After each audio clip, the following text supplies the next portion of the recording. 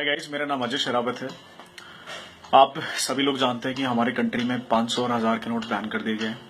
8 नवंबर को मोदी जी के खुद के भाषण के बाद जब ये नोट बैन हो गए तो मैं वेट कर रहा था कि कुछ लोग नई नई तरह की थ्योरीज निकालेंगे, बिकॉज पहली बार करप्शन को खत्म करने के लिए एक पहली बार ऐसा प्राइम मिनिस्टर आया जिसने इतना सख्त स्टेप लिया है।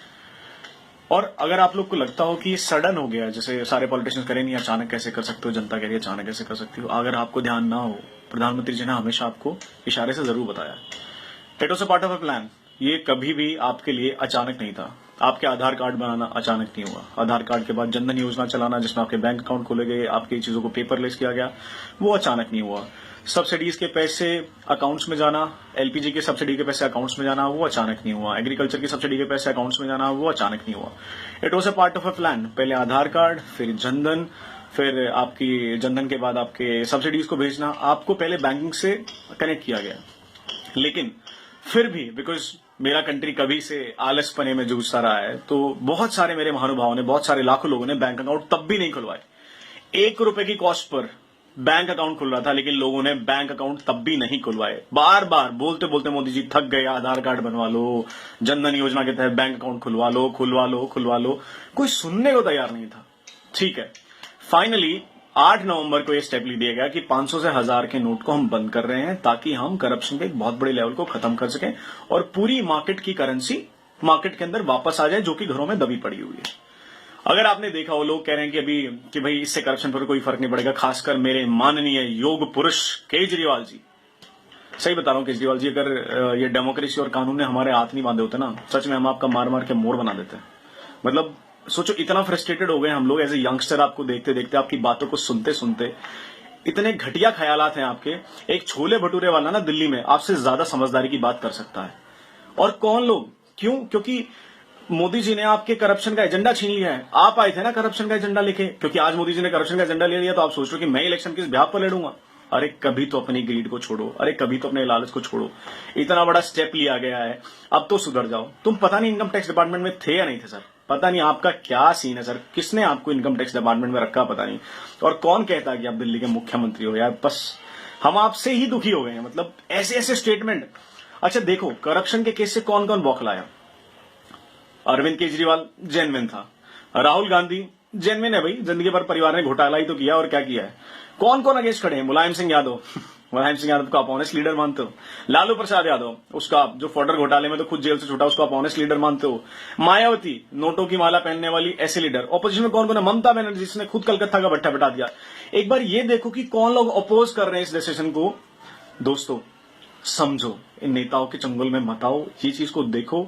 हाँ, सब परेशान है, मैं भी परेशान हूं, मेरे पास भी 150 रुपए थे, 3-4 दिन से ऐसे ही घूम रहा हूं, मैं एटीएम तक एक्सेस नहीं कर पाया हूं।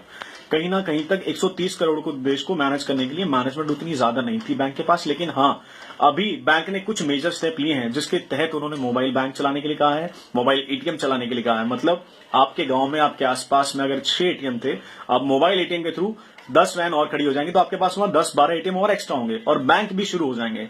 आप थोड़ा सा साहस रखो। और जितने भी लोग समझ रहे हो ना करप्शन सिर्फ नेता के पास है या किसके पास है, सोचो कर नेता के पास पैसा आता कहां से है। नेता को पैसा देने वाले हैं कौन? बिजनेसमैन, वेंडर्स, ट्रेडर्स, ये परचून की दुकान चलाने वाले, जितने भी जहां पे बैठे हैं, चांदनी चौक चलाने वाले। मेरा पूरा दिल्ली जानता है कि कैश पर मार्केट कैसे चलती है। आज भी दिल्ली में कितने % दुकानें हैं जो आपको बिल देती हैं? कोई बिल नहीं देता आपको। इस बात को समझो। इतने ज्यादा लोगों का पैसा मार्केट में आया जो होल्ड करके बैठे थे। आप जो लोग कह रहे हैं ना कि ये लाइनें बहुत लंबी लंबी हैं, बाहर लाइनें बहुत लंबी लंबी हैं, मैं आपको कुछ कुछ चीजें बता देता हूं लाइनें क्यों लंबी हैं।